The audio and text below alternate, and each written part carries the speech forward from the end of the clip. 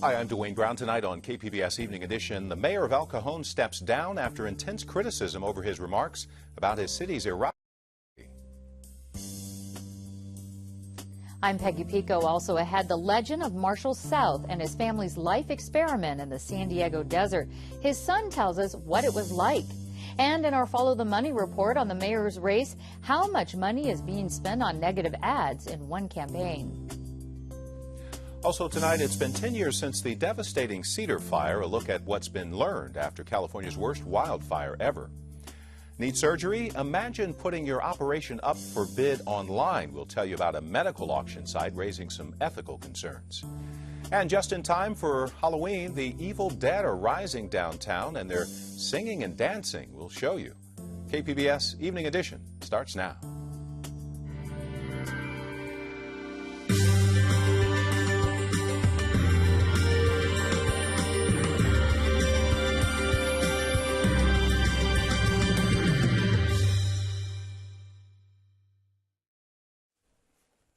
Hi, good evening. Thanks for joining us.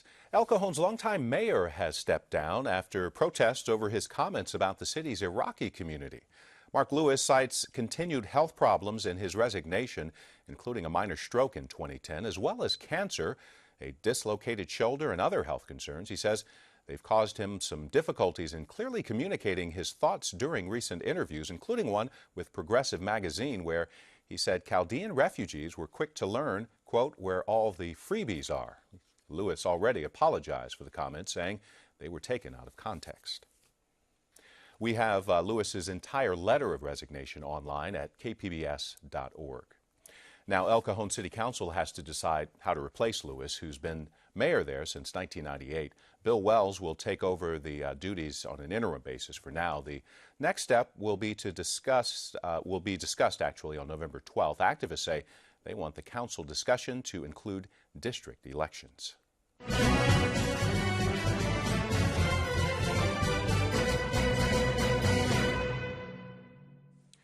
Just about a month left before San Diego's special election for mayor. Councilman Kevin Faulconer picked up another endorsement, this time from a group of military veterans from the Marine Corps, Navy, and National Guard. Faulconer's pledging to form a military advisory council to make sure veterans are served. Mailboxes are filling up with political ads for this special election. Peggy Pico finds out how much is being spent in our Follow the Money report.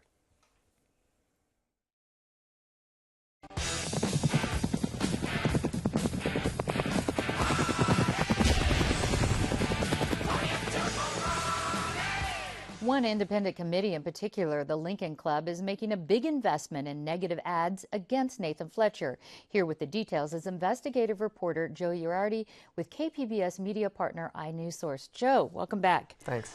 Now tell us about this Lincoln Club. Who are they? The Lincoln Club is a 30-year-old pro-business political advocacy group. They're viewed as the voice of San Diego's politically active business community. And this election, they're supporting Republican Kevin Faulconer for mayor. And what role are they playing in this race? As an independent political committee, the Lincoln Club can spend unlimited sums of money supporting or opposing candidates, as long as they don't coordinate with any candidate's actual campaign. And in this race, they're going hard negative on Nathan Fletcher, one of the Democrats in the race. Let's take a look at that. You actually have some data that you crunched on that. There seems to be an overwhelming bias in favor of this negative advertising. That's right. They've spent nearly $300,000 on advertising, and 95% of it has been attacking Nathan Fletcher, mostly through the use of direct mail pieces. Let's talk about these mail pieces. I know some people have received them. What's on them? What are these messages saying? There are really two different messages that are in these mailers. On one set, the Lincoln Club is criticizing Fletcher for his time in the assembly. They say he missed a lot of the votes up there while running for mayor of San Diego last year. They also say he didn't really show up to his job that he recently held at Qualcomm. The second line of attack is really interesting. The Lincoln Club is claiming that Nathan Fletcher is not a Democrat, as he says now, but is in fact a true blue conservative, a Republican who's simply claiming to be a liberal. We were just looking at a couple of the ads there on the pickup truck, you know, things like this. But if they're a pro-business group, this Lincoln Club, why are they going after Fletcher for backing conservative pro-business principles?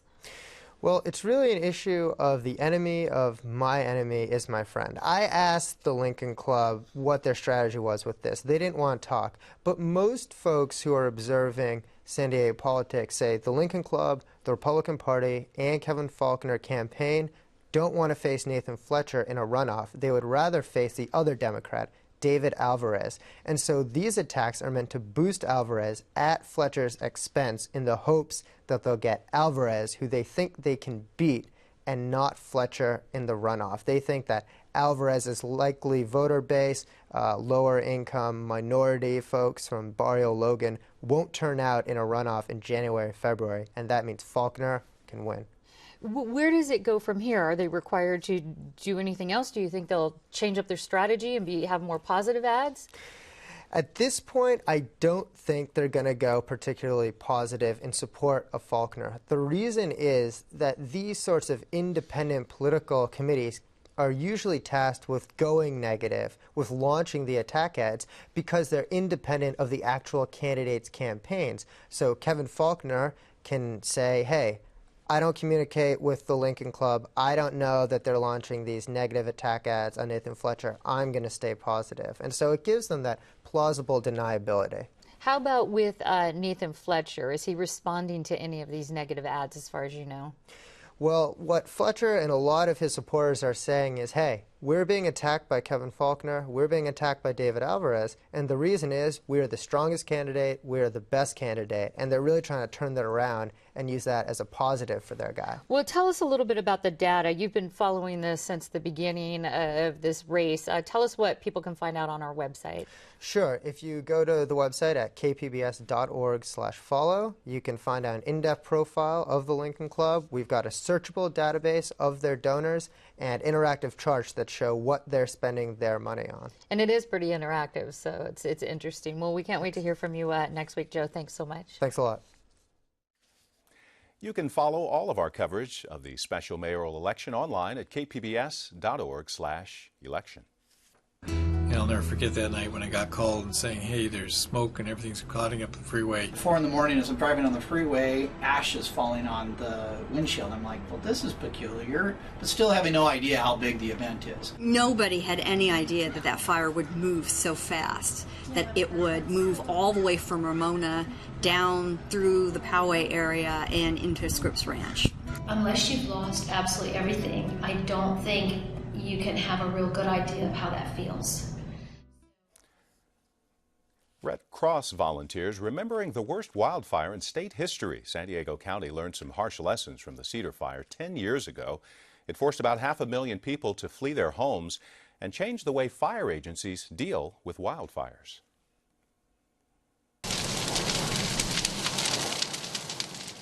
The firestorm started in the early evening October 25th and quickly spread over the next few days to several communities. It was the first time a fire that started in the back country spread into city areas, sparked by a lost hunter in the Cleveland National Forest near Ramona, who lit a signal fire to draw attention to his plight. Fanned by powerful Santa Ana winds, the Cedar Fire destroyed more than 2,800 structures and scorched an area larger than the city of San Diego, says Fire Chief Javier Maynard. Over 500,000 people were evacuated during that. 15 people were killed, including one firefighter, spurring many changes in policy, planning, and coordination. One of the most important improvements made in the region was using federal UASI grant dollars. We tied the 5 fire communication dispatch centers together in real time. Each of those 5 centers can now dispatch the resources of other jurisdictions directly. From new equipment and technology to better planning, Maynard says they still don't have enough firefighters, so being prepared is the best way to minimize the damage.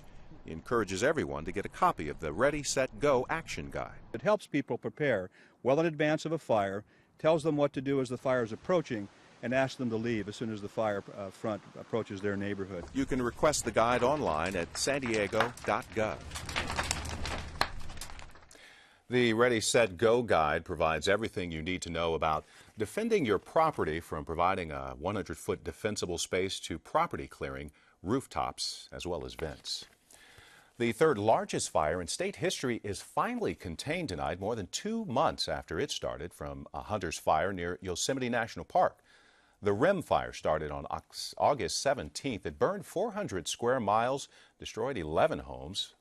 Fighting it cost $127 million. A 7.3 earthquake struck off the east coast of Japan today, in the same area devastated by quake and tsunami in 2011. Japanese officials say this quake was an aftershock of the 9.0 quake 2.5 years ago. There were small tsunamis this time, just over a foot high.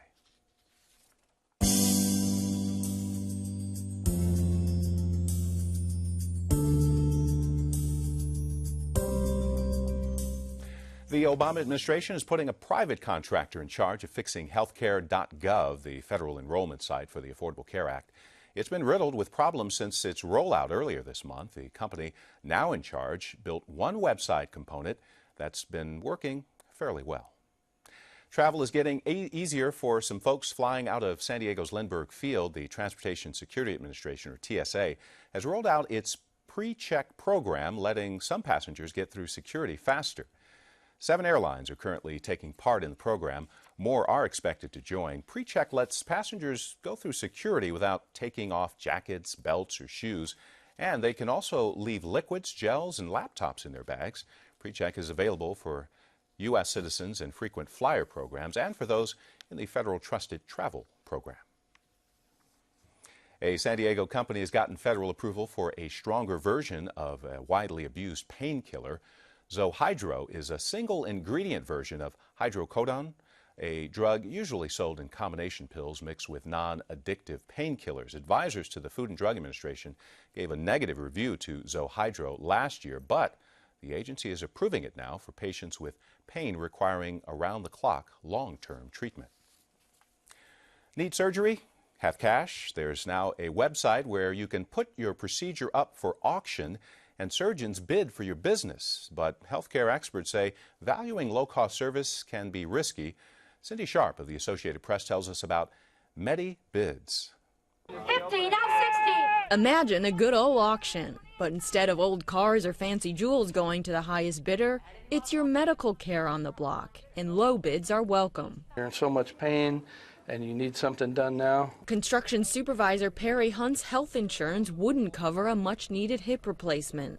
His hospital quoted him a steep $70,000 out of pocket. Seemingly out of options, Hunt turned to the internet. And when I Googled cash surgeries, I got a website called MediBid. MediBid is an online auction site sort of like eBay, but deals solely in surgeries and medical supplies. For a small fee, patients explain their health history and what they need done. Surgeons then bid on the procedure, detailing the cost, their specialties, and background. Hunt accepted a $21,000 bid from Dr. Adam Harris in San Antonio and traveled there for a new hip. My bid isn't the lowest bid that people are going to find, and I say that whenever I respond to a request for bids. I offer a high-quality service at a reasonable fee. MediBid doesn't steer patients to one doctor versus another, but says it's linked nearly 2,000 people to care. Critics say the site has limited information and puts the onus entirely on the patient to make sure they're getting quality service. If you're just doing it by price, I think you're asking for trouble. And it's one thing to have a car that's a lemon. It's a different thing to have a surgeon that's a lemon. But Hunt is happy with his results, having saved thousands of dollars. The site says they cut out the health insurance middleman in favor of a more open marketplace, with patients choosing the final bid. Cindy Sharp, The Associated Press. The Obamacare rollout is troubled nationally. What's the situation in California? And a transit district chief is sued for targeting older female employees. I'm Mark Sauer. Join us for these stories and more on the KPBS Roundtable tonight at 8:30. The future of the La Jolla Children's Pool is going back before City Council next week. Council will be asked to declare the site an environmentally sensitive habitat. It would be a step to keeping people off the beach during pupping or birthing season for harbor seals. San Diego's Anza Borrego Desert has its share of history and folklore. From tales of lost treasures to abandoned mines, at least one legend of the desert is true. And Peggy Pico talks with a man who lived it.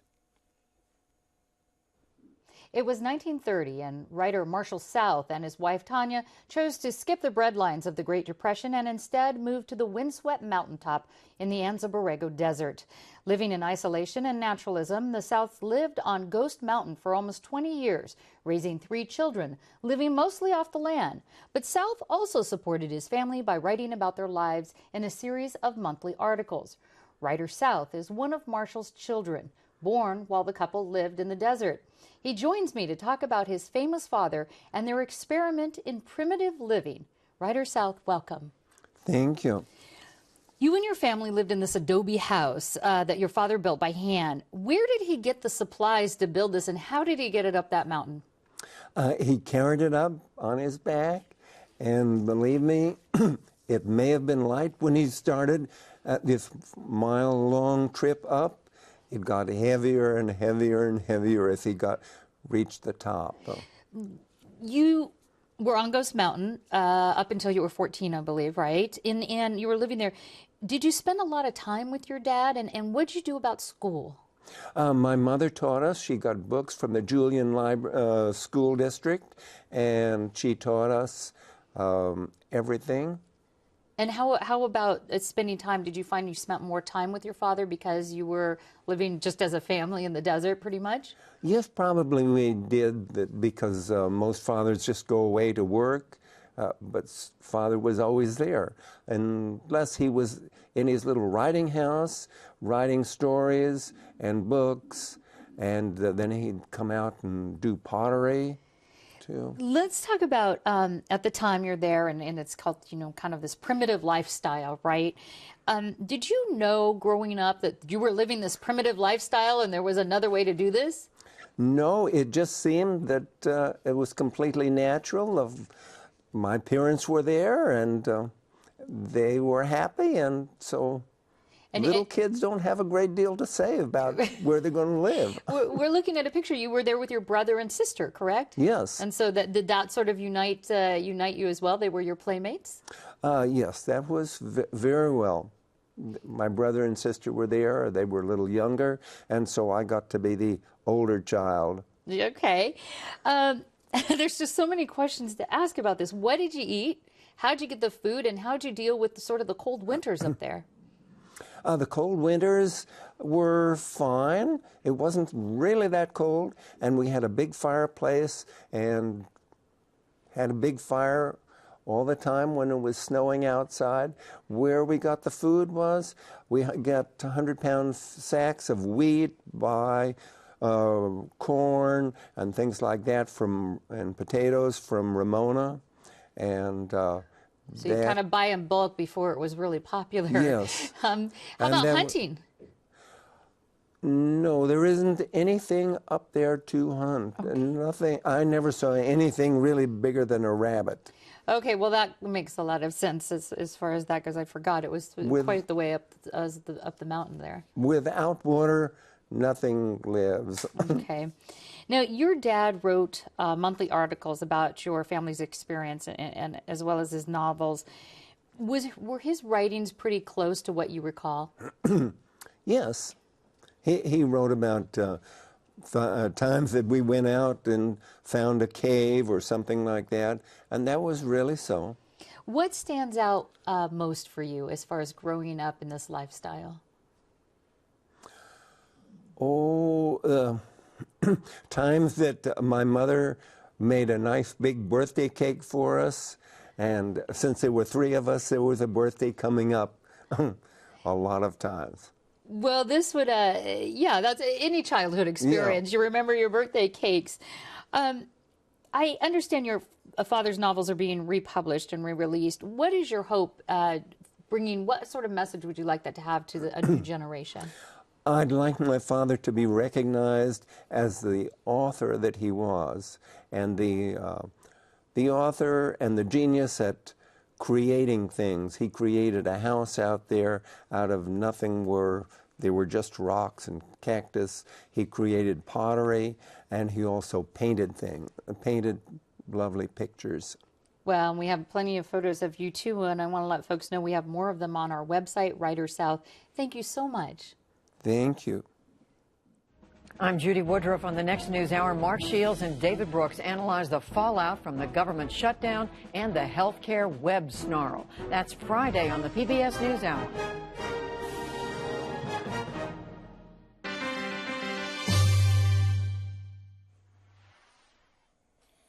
Anybody who watches horror movies knows the dead don't always like to stay dead. That's why Evil Dead the Musical has reanimated itself. KPBS Arts reporter Beth Accomando investigates how a high school drama teacher has turned the living dead into live theater.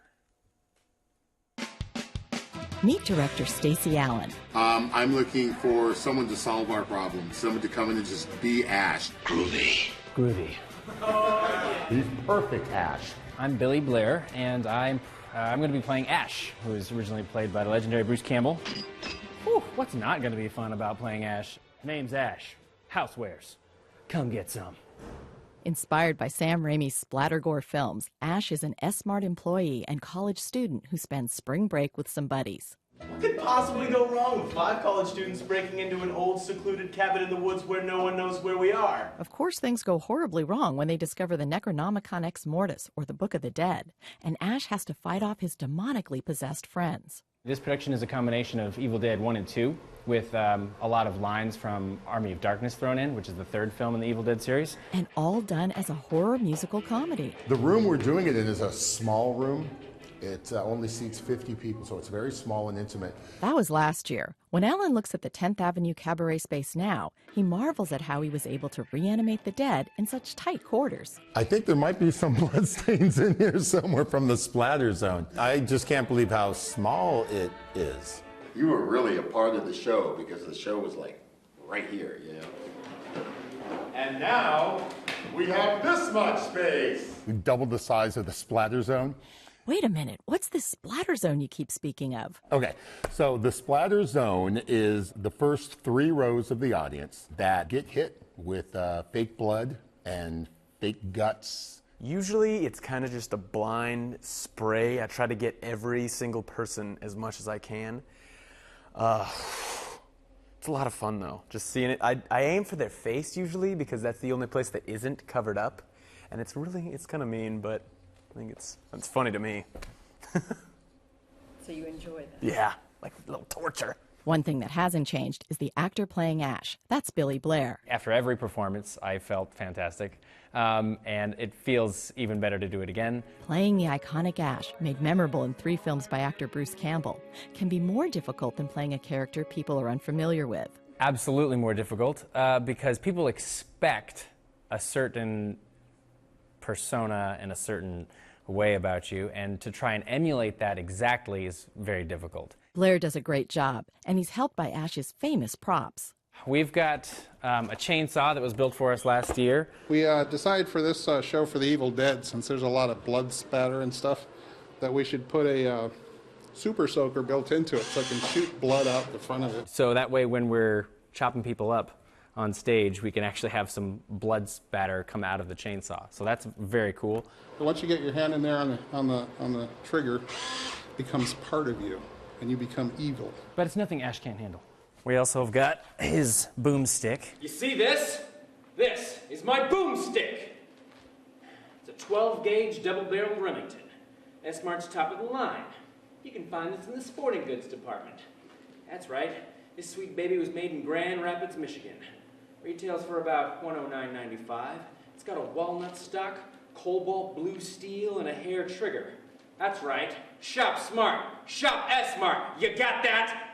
Sure do, and those props get a lot of use in the show. Getting to kill a ton of Deadites, that's super fun. The great thing about Deadites is they just keep coming back. I think my favorite part about the Necronomicon is that I get to really harness my demon soul.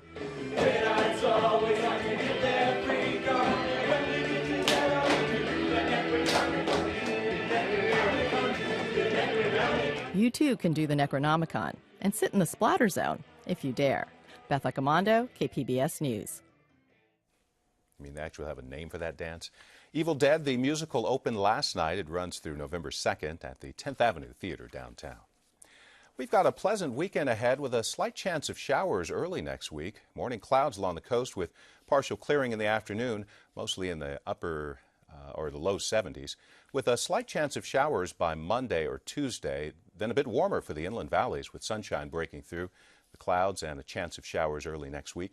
Clear in the mountains, however, but temperatures will start dropping down to the 60s, and for the desert, plenty of sunshine this weekend with some clouds moving in by Monday. Recapping our top story tonight, El Cajon's longtime mayor has resigned after drawing protests with comments about the city's Iraqi community. Mark Lewis was first elected in 1998. In his resignation, he cites a variety of health problems and says his health has made it difficult to clearly communicate. Next month, City Council there will decide how to replace Lewis. Activists say they hope the plan includes district elections to allow more minority representation on the council. You can find tonight's stories and download the KPBS app, all on our website, kpbs.org/evening edition. Thanks for joining us. Have a great weekend. Good night.